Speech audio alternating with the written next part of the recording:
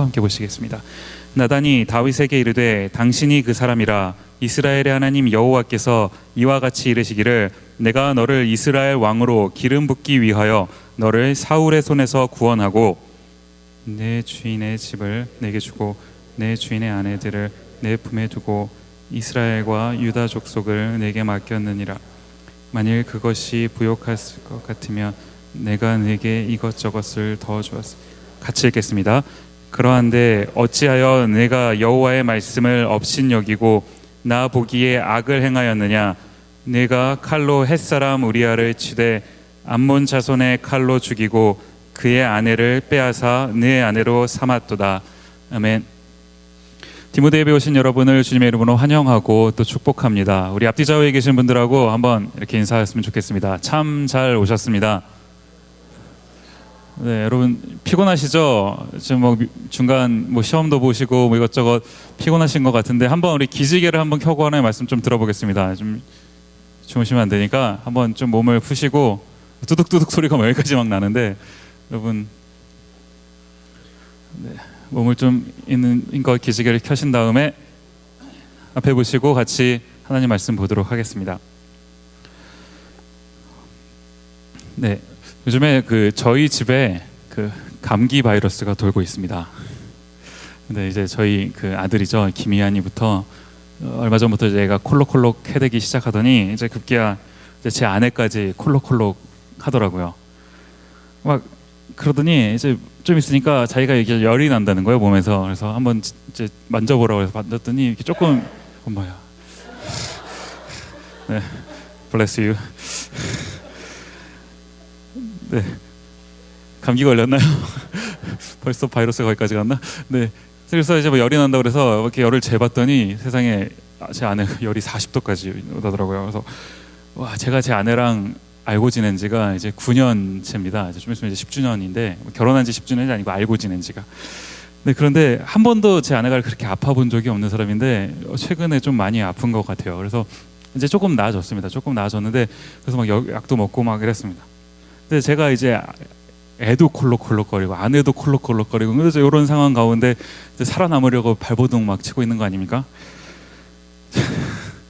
솔직한 심정 같아서는 그냥 나도 이참에 좀 감기 옮아서 한 며칠 푹 쉬고 싶다, 그런 생각도 사실 드는 것도 사실인데 이게 쉬고 싶다고 쉴 수가 있는 게 아니지 않습니까? 제가 DC에 가면은, 워싱턴 DC에 가면은 워싱턴 중앙장로교회라고 해서 저희 은사 목사님이 담임하고 계시는 교회가 있습니다. 한번 그때 인사드리러 갔는데 이 목사님 그러시는 거예요.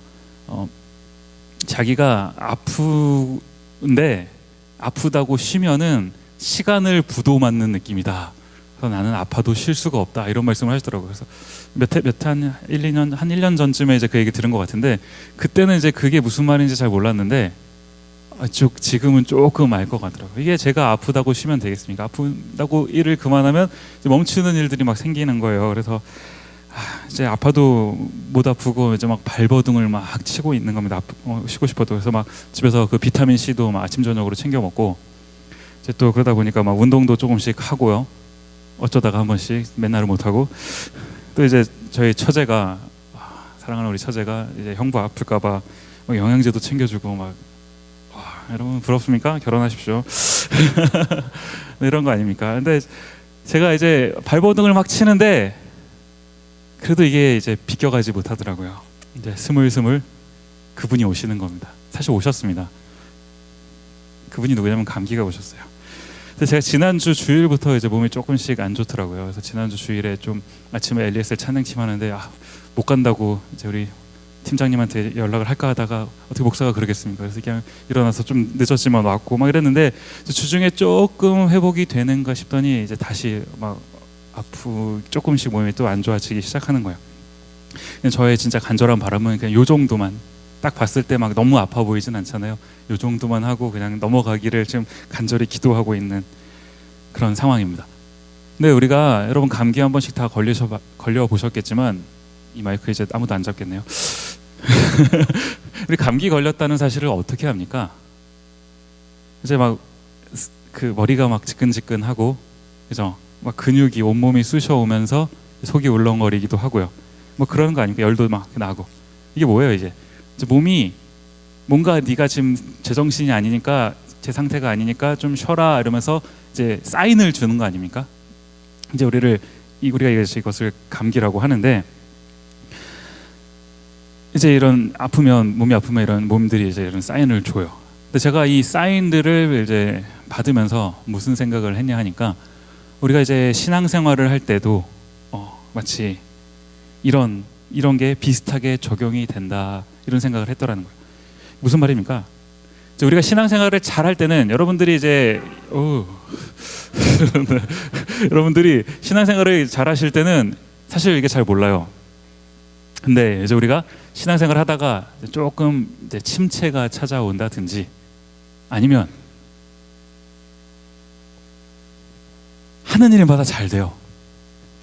내가 하는 것마다 잘 돼서 하나님이 생각이 안 나요.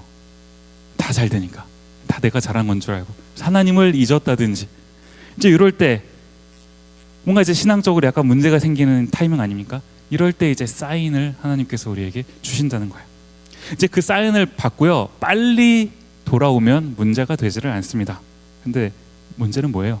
하나님 이렇게 조용하게 속삭이실 때는, 야 정신 차려, 이럴 때는 우리가 깨닫지 못하고 안 돌아오고, 언제 돌아옵니까? 등짝 스매싱을 한 대 팍 후려 맞아야, 그제서야 이제 정신 차리고 돌아오는 거 아닙니까? 이게 늘 우리의 문제잖아요. 이제 오늘 우리가 한번 이 사무엘하 말씀을 통해서 같이 살펴보고자 하는 부분이 바로 이런 부분입니다. 이제 우리가 지난번 그 개강 수련회 때부터 해서 이제 다윗 이야기를 쭉 살펴보고 있습니다. 몇 주에 거쳐서 지금 다윗 이야기를 보고 있는데, 우리가 지금까지 살펴본 다윗의 이야기들은, 다윗을 이렇게 쫙 보면은 전부 다 이제 긍정적인 이야기들이, 다윗이 정말 잘했다, 이런 긍정적인 이야기들만 우리가 쭉 살펴봤습니다. 정말 누가 봐도 멋있는 삶을 살았던 다윗의 모습 아닙니까? 골리앗을 멋지게, 나 만군의 여호와의 이름으로 너에게 가노라 하면서 한 방에 골리앗을 쳐 무찌르고, 뭐 어떻습니까? 또 막 멋진 공동체를 이뤄서 어려운 사람들, 상처받은 사람들을 막 돌보기도 하고, 특별하게 이제 우리가 사울 왕과 대조해서 봤을 때 다윗이 더 부각될 정도로 다윗의 긍정적인 모습들을 우리가 지금 쭉 살펴본 거 아닙니까? 그런데 이런 다윗에게 이제 드디어 신앙에 문제가 찾아온 겁니다. 다윗이 막 정신없이 살았을 때는 이런 문제가 없었어요. 근데 이제 어느 정도 다 갖춰지고 조금 삶이 평안해지니까 이런 문제가 다윗에게 찾아왔다는 거예요. 어떤 문제가 왔는지 한번 보시죠. 사무엘하 11장 1절 말씀입니다. 한번 우리 같은 목소리로 같이 한번 읽어보겠습니다. 시작. 그 해가 돌아와 왕들이 출전할 때가 되매 다윗이 요압과 그에게 있는 그의 부하들과 온 이스라엘 군대를 보내니 그들이 암몬 자손을 멸하고 랍바를 에워쌌고 다윗은 예루살렘에 그대로 있더라. 아멘. 자, 처음 보시면 그 해가 돌아와 이렇게 돼 있는데, 이게 지금 무슨 말이냐면, 이제 지금 이스라엘이 암몬이라고 하는 나라랑 이제 전쟁을 하고 있는 상황입니다. 옛날 고대 시절에는 나라와 나라가 전투하는 게 뭐 빈번하지 않았습니까? 늘상 있는 일이에요. 그런데 이제 이 전투 중에 겨울이 찾아온 겁니다. 겨울이. 우리 이제 미네소타도 여러분 겨울이 되면 굉장히 춥잖아요. 엄청 춥지 않습니까? 라고 제가 사실 설교문을 써놨는데 설교를 하려고 보니까 오늘 2월 달인데 날씨가 왜 이럽니까? 봄이 왔어요, 여러분. 아무튼 이게 저는 경험해보지 않았지만 미네소타 엄청 춥잖아요. 이럴 때 이제 엄청 추운 그때 전쟁을 하면 이 당시에 막 놀스페이스가 있었겠습니까? 뭐 없잖아요. 그러니까 추우면 힘들잖아요. 그러니까 겨울에는 이제 피차가는 힘드니까 좀 쉬자 이런 거예요. 휴전을 하는 겁니다. 그래서 이제 그러고 나서 해가 바뀌고 그 해가 돌아와. 이제 영어 성경에 보면 이제 봄이 왔다 이렇게 하는 성경도 있는데, 이제 좀 따뜻해진 거예요. 해가 바뀌어서 따뜻해지면 다시 전쟁을 다시 하자. 좀 무슨 초등학생도 아니고 아무튼 그런 거예요. 지금 이제 다시 싸워보자 이러면서 싸운 거예요. 방학 동안 좀 회의도 하고 그러면 좋은데, 아무튼 그래서 이제 방학이 아니라 겨울이 끝나고 이제 다시 싸우는 그런 상황을 말하는 겁니다. 근데 지금 이 전투가 그냥 이렇게 작은 전투가 아니에요. 보니까 누가 나갔냐면 요압이라는 사람이 지금 등장을 해요. 두 번째 주 처음에 보시면 요압이 누구냐면 다윗의 오른팔입니다. 실질적인 한 나라의 2인자 같은 국방장관 같은 사람이에요. 근데 이 요압이 뒤에 보면 온 이스라엘 군대를 데리고 나가서 전쟁을 했다. 이게 작은 전쟁이 아니죠. 엄청 큰 전쟁이라는 말입니다. 그런데 어떤 전쟁이냐면, 제가 이걸 할까 말까 되게 고민이 되는데 너무나 중요한 전투입니다. 써놓고 재미가 없네요. 네. 제가 여러분의 잠을 깨우기 위해서, 네, 너무나 중요한 전투입니다. 너무나 중요한 전투. 이렇게 막 가끔씩 이제 눈이 이제 해롱해롱 하시는 분들이 계시는데, 뒤늦게 웃지 마시고 처음부터 웃기고. 졸리신 분들 계시죠? 좀 잠을 깨시기 바랍니다. 이번 타이밍에 좀 한번 깨고 가시고, 네, 시편 127편에 보면 여호와께서 그 사랑하시는 자에게는 잠을 주시는도다 하게 됐어요. 그럼 사랑합니다. 잠 깨시고요. 자, 어쨌든 이 지금 거시기 뭡니까?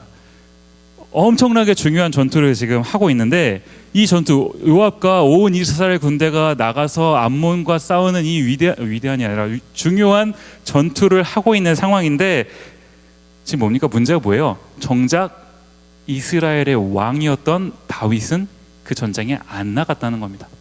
자, 벌써부터 좀 뭔가가 이상한 거 아닙니까? 이렇게 중요한데 왕이 가야지. 어떻게 왕이 안 갑니까?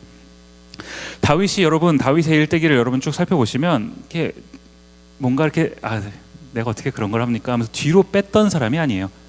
언제나 앞장섰던 사람 아닙니까? 골리앗 향해서 그 조그만한 그 막내 찌끄러기가 나는 만군의 여호와 이름으로 내게 가노라 하면서 달려갔던 게 다윗 아닙니까? 막 그 들에 있을 때 목동할 때 막 사자 막 잡아 찢고 곰 잡아 죽이고 뭐 자기가 삼손인 줄 알고 막 이렇게 했던 게 이게 다윗이에요. 늘 그렇게 싸웠던 게 다윗입니다. 뺐던 인물이 아니에요. 근데 지금 이 전쟁 앞에서 다윗이 안 나갔습니다.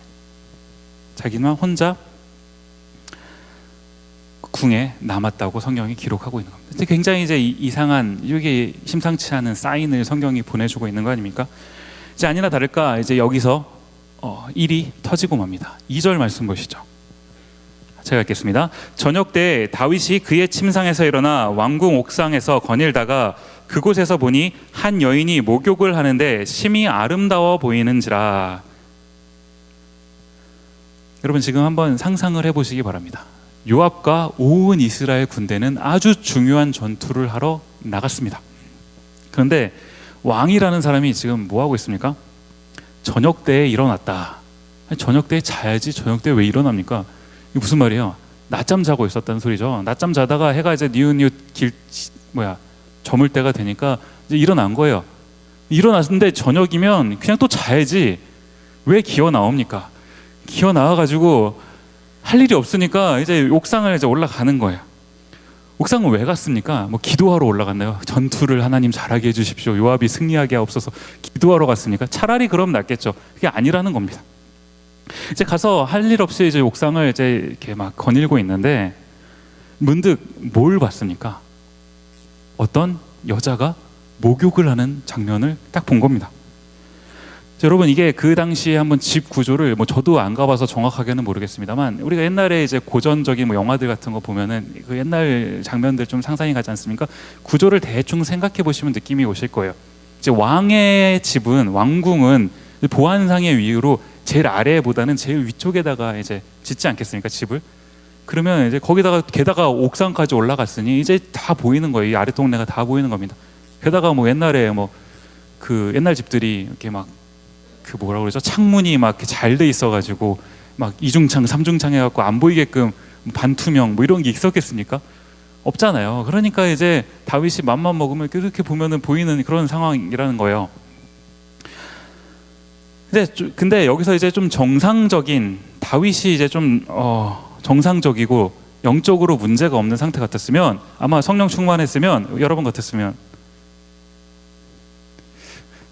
딱 보고 여자가 목욕을 내가 못 볼 것을 봤네 이러면서 그냥 주님 잘못했습니다 이러면서 이렇게 지나갔어야 정상이에요. 그죠? 근데 문제가 뭐냐면 다윗이 지금 우리가 아까도 봤지만 이상한 사인이 있잖아요. 이 형이 지금 정상이 아니라는 거예요. 그런 상황 가운데 딱 있는 겁니다. 지금 사무엘하 11장 전체의 내용이 지금 이 다윗의 그 상황을 주목하고 있는 거 아닙니까? 정상이 아니니까 그냥 이렇게 쓱 보고 이렇게 쓱 갔어야 되는데 한번 쓱 봤는데 어떤 거예요? 유심히 본 겁니다. 이렇게 본 거예요. 봤더니 심지어 예뻐요. 이런 상황입니다. 지금 이제 거기까지만 하고라도 그제서라도 돌이켜서 하나님 내가 죄송합니다. 봤습니다. 그런데 이제는 가겠습니다 하고 갔으면 괜찮아요. 거기까지만 어떻게 하겠습니까? 눈 하나님 주셨는데 보이는 거 봐야지 라고 하면 안 되지만, 봤어도 안 되지만 거기서라도 마음을 돌이켜 갔으면 괜찮았을 텐데, 이제 문제는 뭡니까? 거기서 멈추질 못한 거예요. 3절 말씀 보시겠습니다.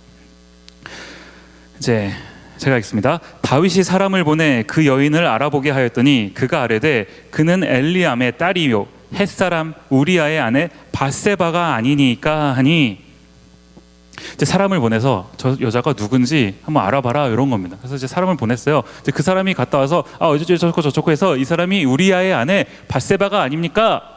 라고 대답을 하는 거예요. 여러분 생각을 해보십시오. 지금 신하가 왕의 명령을 받아서 누군지 알아보고 왔으면 밧세바입니다 라고 대답을 해야 정상이에요.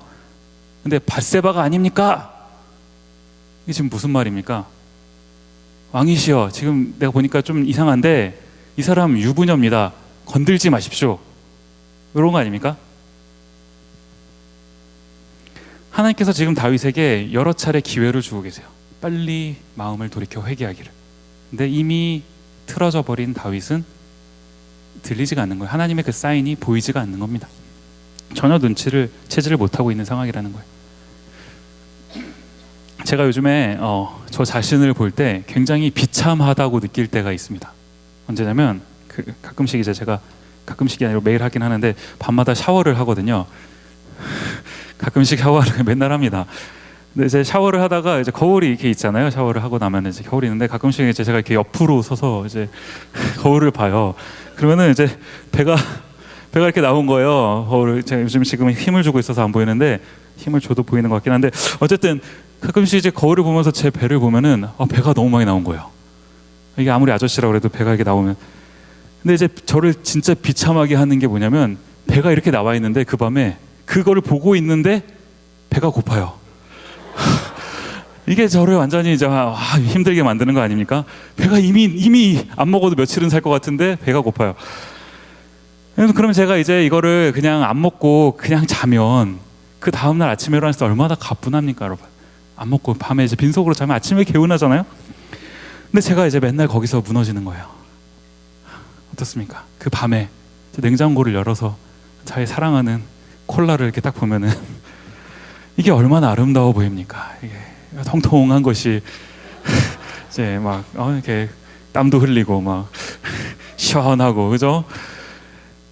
그 시원한 그 촉감을 딱 느끼면서 제가 콜라랑 이제 데이트를 밤마다 하는데, 요즘엔 제 아내가 요즘에 환타까지 사다 나갔고 저를 얼마나 이제 괴롭히는지 모르겠습니다.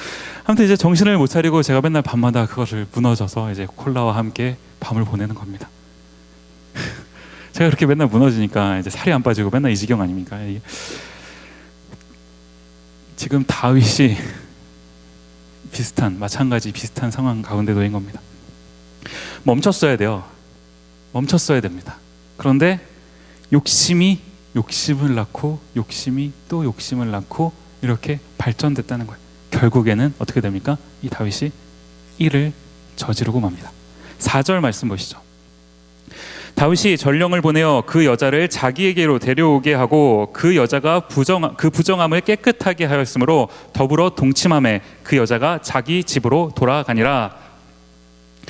결국에 이 다윗이 지금 넘어서는 안 될 그 선을 넘었습니다. 그래서 지금 성경이 덧붙여서 거기다 뭘 얘기하고 있습니까? 그 여자가 부정함을 깨끗하게 했다. 지금 무슨 말이에요?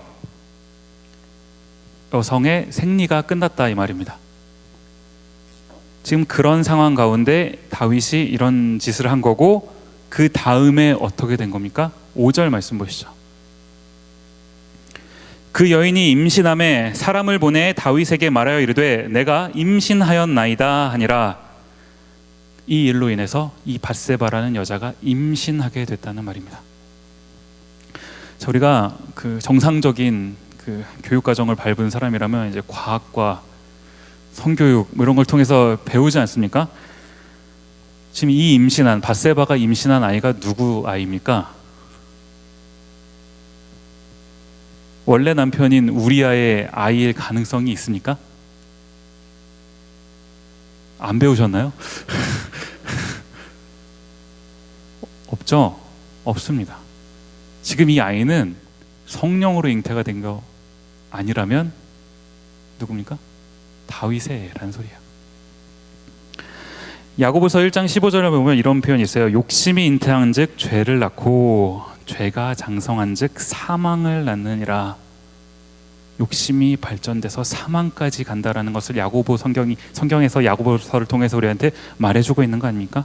지금 이 말이 다윗의 지금 이 상황 가운데 딱 적용되는 겁니다.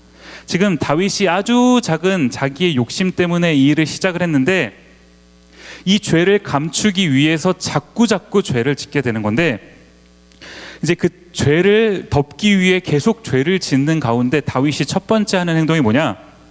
11장 6절부터 8절까지 말씀 보겠습니다. 제가 있습니다. 다윗이 요압에게 기별하여 햇사람 우리아를 내게 보내라 하매 요압이 우리아를 다윗에게로 보내니 우리아가 다윗에게 이르매 다윗이 요압의 안부와 군사의 안부와 싸움이 어땠는지를 묻고 그가 또 우리아에게 이르되 내 집으로 내려가서 발을 씻으라 하니 우리아가 왕궁에서 나가매 왕의 음식물이 뒤따라 가니라. 지금 한창 전투 중인 그 상황 가운데서 우리아라고 하는 장수를, 바세바의 원래 남편이죠, 이 사람을 부르는 거예요. 그리고서는 이제 그냥 안부를 막 묻는 거죠. 원래 그거에는 뜻이 없고 다윗의 목적이 뭐예요? 빨리 집으로 보내서 이제 그걸 무마시키고 싶은 겁니다. 그래서 이제 집에 가서 며칠 좀 푹 쉬다가 다시 이제 전쟁에 나가라. 다윗이 자기가 저질렀던 그것을 어떻게든 감추고자 이 원래 남편을 집으로 보냈다, 이 소리예요. 그런데 우리아가 다윗의 이런 말 앞에 어떤 행동을 합니까? 9절 말씀 보시죠. 벌써 그러나부터가 다르죠. 그러나 우리아는 집으로 내려가지 않고 왕궁문에서 그의 주의 모든 부하들과 더불어 잔지라. 집에 안 가고 지금 왕궁 문 앞에서 잤다는 소리예요. 자, 왜 그랬습니까? 11절 말씀 보시죠.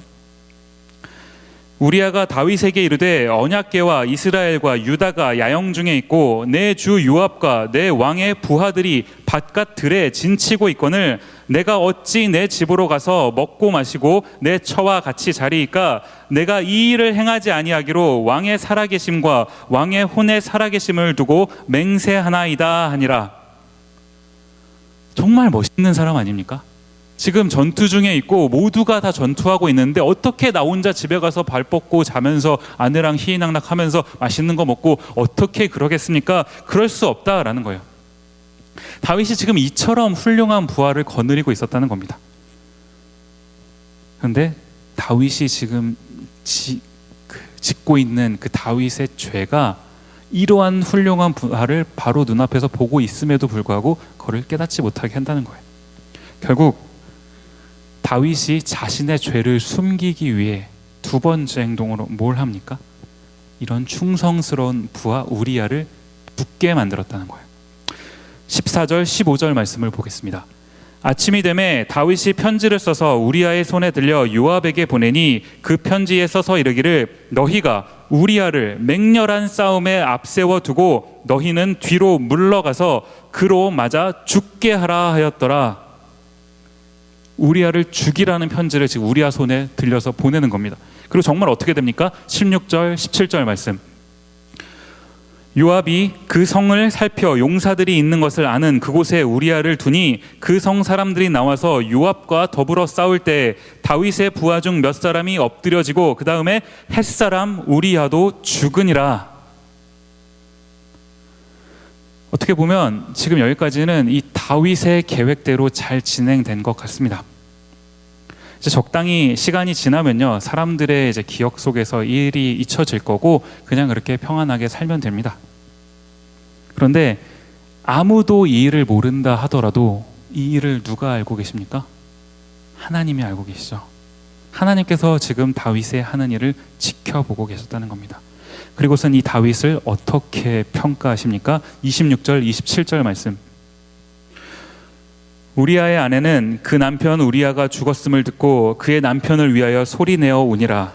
그 장례를 마침에 다윗이 사람을 보내 그를 왕궁으로 데려오니 그가 그의 아내가 되어 그에게 아들을 낳으니라. 그 다음에 다윗이 행한 그 일이 여호와 보시기에 악하였더라. 하나님이 다윗의 이 하는 일을 다 지켜보고 계시고 지금 악하였다 이렇게 평가하고 계시다는 겁니다. 우리가 잘 알고 있습니다. 이 다윗이라는 사람은 우리가 잘 알고 있어요. 하나님의 마음에 합한 자라는 평가를 받았던 다윗입니다. 골리앗을 멋지게 싸워서 이겼고요. 자신을 막 죽이려고 했던 이 사울 왕을 몇 번이고 용서했던 이 멋있는 사람 다윗이었습니다.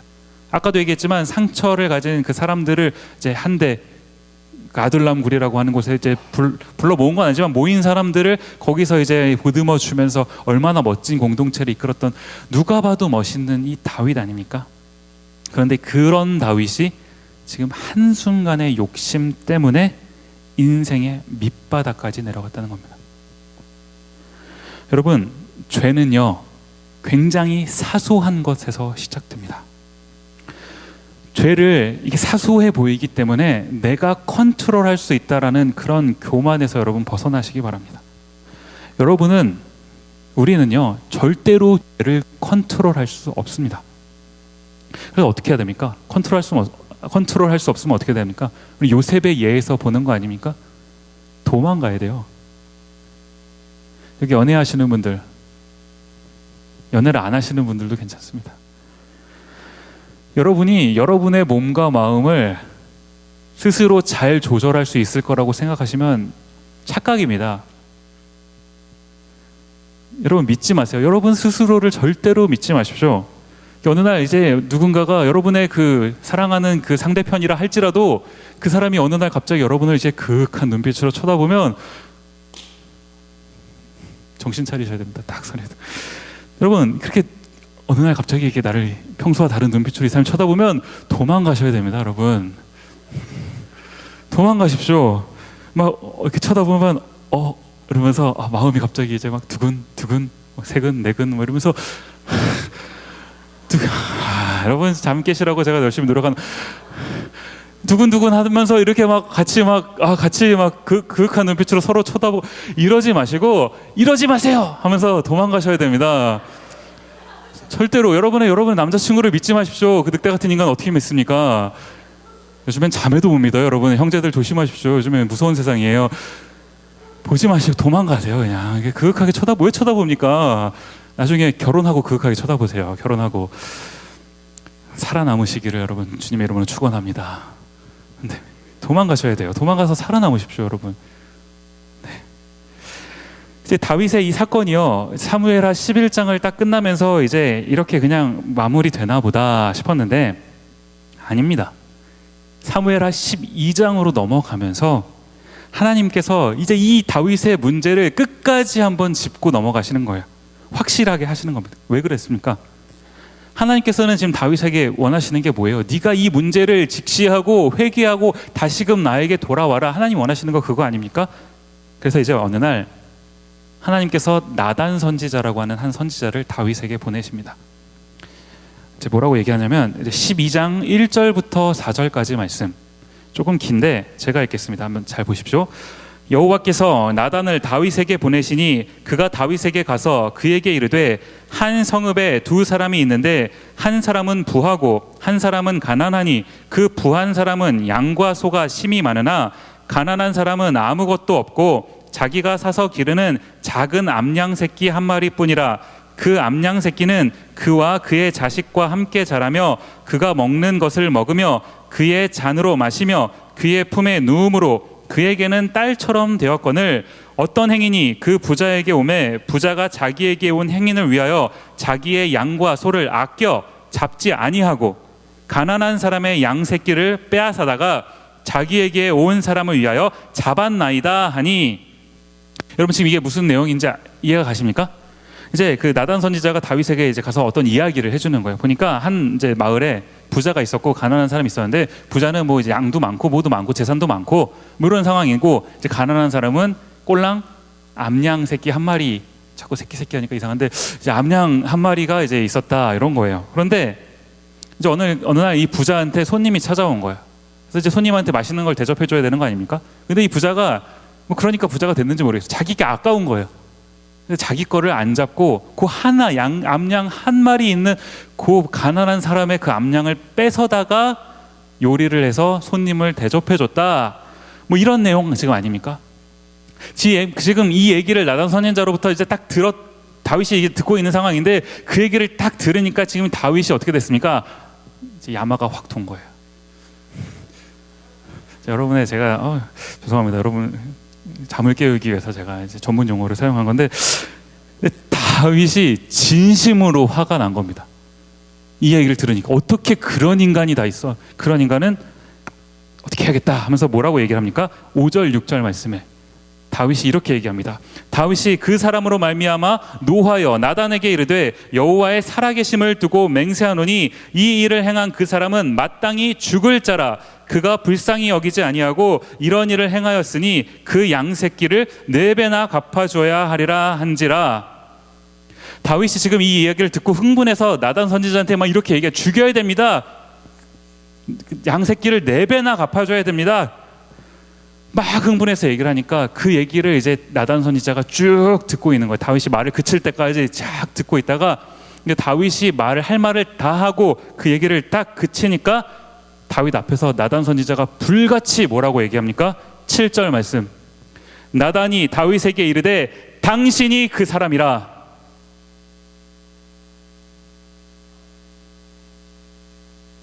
지금 나단 선지자가 다윗한테 당신이 그 사람이라. 여러분 나단 선지자 앞에서 이 말을 들었던 다윗의 그 상태가 어땠겠습니까? 사실 지금 이 다윗이 하고 있는 모습들이요, 다윗이 하는 말들, 우리에게는 사실 익숙한 것들 아닙니까? 남이 뭔가 실수하고 잘못하고 좀 눈밖에 나는 행동하면은 우리가 그것을 가지고 막 불같이 화를 내고 평가하고 막 삿대질하고 뒤에 가서 얘기하고 이러는 거 아닙니까? 근데 뭐예요? 여러분 우리가 착각해서는 안 되는 게 뭡니까? 그 사람만 나쁜 게 아닙니다. 죄송해요. 여러분이 그 사람입니다. 당신이 그 사람입니다. 우리가 그 사람이라는 거예요. 사실 우리가 손가락질하는 그 행동은 누구를 향해 손가락질하고 있지만 사실은 그거 내가 하고 있는 행동 아닙니까? 누군가한테는 내가 똑같은 짓을 저지르고 있다는 거예요. 나만 모르고 있다는 거죠. 나만. 지금 다윗이 나단 선지자한테 당신이 그 사람이라 이런 말을 들었을 때 다윗이 그 앞에서 방금 전까지 화를 내면서 그 사람 죽여야 됩니다 얘기했던 사람이 당신이 그 사람이라 그 소리를 들었을 때 아무 말도 못하고 손이 부들부들 떨리는 그런 상황이 아니었겠습니까? 이제 나단이 하나님의 말씀대로 이 다윗을 호통을 치며 이제 다윗의 잘못을 질책을 합니다. 그런데 여기서 이 다윗의 위대한 점이 뭐냐면 다윗은 이 나단 선지자의 말을 이제 끝까지 듣고 있습니다. 마치 그 어린아이가 이제 혼날 짓을 하면 엄마 앞에서 엄마 혼날 때 이제 울면서 가만히 듣고 있는 거 아닙니까? 마치 그런 상황처럼 한 나라의 왕이 하나님의 선지자 앞에서 혼나고 있는, 근데 듣고 있는 그런 상황이라는 거예요. 쭉 이제 이야기를 듣습니다. 그리고서는 뭐라고 이제 다윗이 대답을 합니까? 13절 말씀 보시죠. 다윗이 나단에게 이르되 내가 여호와께 범죄하였노라 하매 나단이 다윗에게 말하되 여호와께서도 당신의 죄를 사하셨나니. 지금 이제 다윗이 여호와 앞에 죄를 지은 것을 잘못했습니다, 회개합니다 라고 하자 하나님께서 이제 이 다윗의 죄를 용서해 주겠다라고 말씀을 하시는 거예요. 근데 저는 여러분도 마찬가지 아닙니까? 좀 의문이 가지 않으세요? 이 장면 가운데서 지금 이게 다윗이 지은 죄가 이게 가만히 봐도 작은 죄는 아닙니다. 그렇죠? 유부녀를 건드렸고 그걸 덮으려고 한 사람을 죽음에까지 몰았습니다. 이 결코 작은 죄라고 말할 수가 없어요. 뭐 굳이 비교를 해보자면 우리가 옛날에 수련회 때 살펴봤던 사울 왕의 지었던 죄랑 우리 한번 비교해 봅시다. 다윗과 사울 왕의 지은 죄가 뭐 누가 더 뭐 사윗은 없고 자꾸 사윗이라 그러는, 사울 왕의 죄가 엄청나서 사울은 버림받았고 다윗의 지은 죄는 좀 견딜만해서 용서해주고 이런 겁니까? 사울은 죄를 졌다고 내가 얘를 왕으로 뽑은 것을 후회하노라 하면서 버리셨는데, 다윗은 어떻게 보면 더 심각한 죄를 지은 것 같은데 어떻게 이렇게 용서를 해주시냐 이거예요. 여러분, 하나님께서 다윗을 왜 용서하셨습니까? 물론 이 다윗이 회개를 했죠. 잘못했습니다라고 회개를 했죠. 회개를 했으니까 용서하셨습니다. 그 말은 맞습니다. 회개를 하니까 당연히 용서하셨겠죠. 근데 그 회개한 게 다냐는 거예요. 그게 다입니까? 역대하 2장 17절 말씀을 한번 보시겠습니다. 제가 읽겠습니다. 여호와께서 다윗의 집을 멸하기를 즐겨하지 아니하셨음은 이전에 다윗과 더불어 언약을 세우시고 또 다윗과 그의 자손에게 항상 등불을 주겠다고 말씀하셨음이더라. 지금 무슨 말이에요? 다윗의 집을 왜 안 멸하신다고요? 언약, 약속했다는 거 아닙니까? 뭘 약속했습니까? 사무엘하로 돌아와서 7장 15절 16절 말씀 보시죠. 내가 내 앞에서 물러나게 한 사울에게서 내 은총을 빼앗은 것처럼 그에게서 빼앗지는 아니하리라. 내 집과 내 나라가 내 앞에서 영원히 보존되고 내 왕위가 영원히 견고하리라 하셨다 하라. 아멘. 지금 밧세바 사건이 있기 한참 전에, 이건 11장이었는데 지금 7장 아닙니까? 한참 전에 하나님께서 다윗에게 약속하신 거 아닙니까? 내가 너와 너의 집, 너의 나라를 영원히 보존하겠다. 하나님은 지금 이 약속을 지키시기 위해 다윗이 이러한 죄를 졌음에도 불구하고 다윗을 용서하셨다는 겁니다. 물론 다윗이 회개도 했죠. 사울이랑 달랐던 점 아닙니까? 사울은 자꾸 막 변명하고 이래서 부득이하여 이러면서 변명하고 이렇게 나왔는데, 다윗은 변명 안 했어요. 회개했습니다. 바로 회개했습니다. 딱 듣자마자 회개했어요. 이 다윗의 회개와 하나님의 약속, 이게 어우러져서 지금 이런 말도 안 되는 죄에도 불구하고 하나님께서 다윗을 용서하시고 그 나라를 이끌어 가시는 그런 장면 아닙니까? 여기서 우리가 뭘 봐요? 다윗은 엄청 나쁜 놈이고 하나님은 착한 분이시다. 이게 이 스토리의 결론입니까? 다윗만 나쁜 사람입니까? 아니에요, 여러분. 죄송합니다. 당신이 그 사람입니다. 나단 선지자가 불호령 내렸던 당신이 그 사람이라, 이 말 앞에서 여기 앉아있는 우리 모두, 저를 포함해서요, 우리 모두 누가 이 말 앞에서 자유로울 수 있겠습니까? 하나님의 사랑 우리가 엄청 많이 받았습니다. 근데 그 은혜를 알아요. 그럼에도 불구하고 어쩌면 그렇게 죄를 짓고 삽니까? 우리가 하루하루 하나님의 사람이라면서요. 근데 어떻게 맨날 그 죄를 짓고 삽니까? 그냥 이게 이 죄가 누구한테 들키지 않았어요. 나만 압니다. 그래서 그냥 우리가 소셜 활동할 때는 그냥 들키지 않았으니까 적당히 이제 체면 유지하면서 저와 여러분이 사실 이렇게 살고 있는 거지. 갑자기 선지자가 나타나서 당신이 그 사람이라 라고 지적한다면 누가 이 말 앞에서 자유로울 수 있겠냐는 겁니다. 그런데 뭐예요, 여러분? 당신이 그 사람이라, 그 말 앞에서, 맞습니다. 내가 그 사람이죠. 여러분이 그 사람이죠. 우리가 그 사람입니다. 우리가 그 사람인데, 내가 마땅히 그 죄를 지었고 마땅히 죽어야 할 그 사람인데, 당신이 그 사람이라 해서 그 당신의 자리에 하나님께서 예수님을 대신 넣어주신 거 아닙니까? 우리가 십자가를 보죠.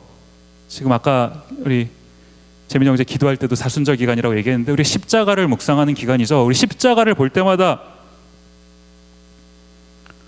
뭘 봅니까? 저 자리에 사실은 죄를 짓는 우리 한 사람 한 사람이 다 달려서 죽어야 마땅한데, 그 당신의 자리에 내가 아닌, 여러분이 아닌 예수님을 대신 달아주신 거 아닙니까?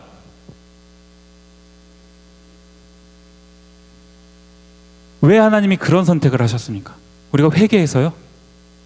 물론 회개했으니까 하나님이 우리 죄를 용서해 주신 것도 맞지만, 하나님께서 우리를 자녀 삼아 주시겠다고 약속하신 거 아닙니까?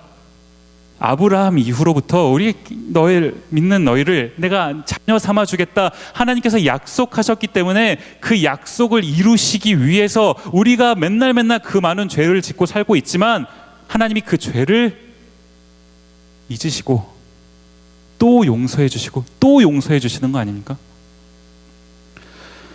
우리가 지금 사순절을 지나고 있습니다. 십자가를 묵상하는 시기예요. 우리가 이 기간 가운데 깊이 생각해야 될 게 뭡니까? 당신이 그 사람이라. 이 너무나 칼로 찌르는 듯한 이 말 앞에서 사실 내가 죽어야 되는데 나 대신 달리신 예수 그리스도의 십자가를 우리가 바라봐야 하는 거 아닙니까? 이제 이 휘몰아치는 11장, 12장 사건이 이제 다 끝나갑니다. 다윗의 이제 밧세바 사건, 이어지는 책망과 회개, 정말 무슨 클라이막스 같은 무슨 이렇게 휘몰아치는 영화의 한 장면 같죠. 싹 다 지나가고 이제 12장의 마무리가 되어가는 시점입니다. 그리고 이제 12장을 마무리하면서 성경이 뭘 얘기합니까? 지금 다윗이 밧세바를 범하고 뭐 죄를 짓고 뭐 임신도 하고 회개도 하고 뭐 질책도 받고 뭐 이러고 있는 상황 가운데 다윗을 제외한 이스라엘, 요압과 온 이스라엘 군대는 지금 뭐 하고 있었습니까? 전쟁하고 있었죠. 암몬과 전쟁하고 있었습니다. 이제 다윗의 오른팔인 이 요압이라는 사람이 이제 온 군대를 데리고 가서 암몬과 싸우고 이제 거의 이 암몬을 이제 거의 99.9% 이제 이긴 상황입니다. 이제 거의 끝났어요. 완전히 끝나가기 일보 직전입니다. 그런 상황 가운데 이제 이 요압이 다윗에게 뭐라고 얘기를 합니까? 12장 26절에서 28절까지 제가 읽겠습니다. 요압이 암몬 자손의 랍바를 쳐서 그 왕성을 점령함에, 자 왕성은 이제 하나 남은 왕이 살고 있는 데 아닙니까? 거의 다 끝난 거예요. 왕성을 점령함에 요압이 전령을 다윗에게 보내 이르되 내가 랍바 곧 물들의 성읍을 쳐서 점령하였으니 이제 왕은 그 백성의 남은 군사를 모아 그 성에 맞서 진치고 이 성읍을 쳐서 점령하소서. 내가 이 성읍을 점령하면 이 성읍이 내 이름으로 일컬음을 받을까 두려워하나이다 하니, 무슨 말인지 이해가십니까? 요압이 거의 다 이겼어요. 그런데 마지막에 내가 이겨서 내가 딱 이겨버리면 사람들이 요압 잘했다고 박수칠까 봐 이제 마지막 하나 남겨놓고 왕한테 이렇게 보내가지고 왕이시여 다윗 왕이 오셔서 마지막 마무리를 하시고 사람들이 왕한테 박수하게 하소서, 이거 아닙니까? 이런 장면이에요. 그러니까 이제 요압이 이렇게 얘기를 하니까 다윗이 갑니다. 가요. 29절 30절 말씀 제가 읽겠습니다. 다윗이 모든 군사를 모아 랍바로 가서 그곳을 쳐서 점령하고 그 왕의 머리에서 보석 박힌 왕관을 가져오니 그 중량이 금 한 달란트라. 다윗이 자기의 머리에 쓰니라. 지금 요압이 죽을 고생하면서 전쟁을 한 거죠. 암몬과의 전쟁을 한 겁니다. 거의 다 이겨놨습니다. 이렇게 싸우고 있는 동안 사실 다윗이 뭐 했습니까? 혼자 궁에 앉아갖고 잠이나 쳐자고 일어나갖고 괜히 어슬렁거리다가 여자 목욕하는 거나 훔쳐보고 데리고 와서 죄나 짓고 죄 덮으려고 말도 안 되는 행동들을 하고, 다윗이 지금 이런 마지막에 왕관을 이런 자격이 있습니까? 없잖아요. 성경이 이거를 왜 12장 말에서 말미에 이 구절을 왜 기록합니까? 성경이 말하고 싶은 바가 뭐예요? 우리의 마지막 모습이요. 사실 우리가 이 땅에 살면서 한 게 뭐가 있습니까? 죄송해요. 여러분 열심히 사셨는지 모르겠지만 우리 나름대로 열심히 살았다 한들 하나님 앞에서, 하나님의 기준 앞에서 누가 자유로울 수 있겠습니까? 당신이 그 사람이라 하는 지적 앞에 누가 자유로울 수 있습니까? 여기서 모두 죄인인 거 아닙니까? 한 게 없어요. 죄만 평생 짓다가 하나님 앞에 가는 겁니다. 그런데 뭐예요? 우리를 자녀 삼아 주시겠다고 약속하셨던 그 하나님의 약속이 끝까지 우리를 지켜주시다가, 견뎌주시다가, 참고 인내해 주시다가 맨 마지막에 아무것도 한 것 없는 우리한테 하나님께서 그 천국에서 왕관을 씌워 주시면서 잘했다 내 딸아, 수고했다 내 아들아, 이제 나와 이 천국에서 영원히 쉬렴. 하나님의 이 마지막 모습을 지금 사무엘하 12장에 말하고 있는 거 아닙니까? 여러분, 이게 하나님의 은혜입니다. 이게 하나님의 은혜예요. 여러분, 한 사람 한 사람을 향한 하나님의 은혜입니다. 얼마나 크십니까? 싸구려가 아니에요. 우리 한 사람 한 사람을 구원해 주시고 자녀 삼아 주시고 끝까지 참으시고 우리에게 왕관을 씌워 주시는, 이게 하나님의 은혜라는 겁니다. 여러분, 사는 게 많이 힘들고 고달프죠.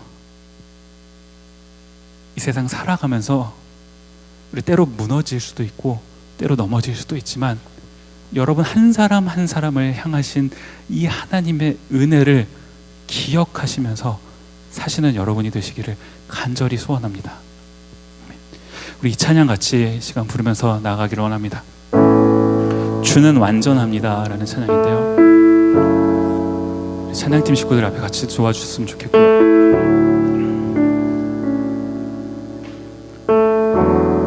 이 찬양 함께 부를 때 특별히 이 찬양의 가사를 우리가 한번 묵상하면서 우리가 얼마나 나약한 존재인지, 우리가 얼마나 연약한 존재인지, 날마다 얼마나 무너지는 존재인지 기억하시고, 그럼에도 불구하고 완전하신 하나님이 우리를 어떻게 은혜로 기다려주시는지 함께 찬양할 때 그 마음을 기억하시면서, 가사 한마디 한마디를 기억하시면서 함께 찬양하며 나아가도록 하겠습니다.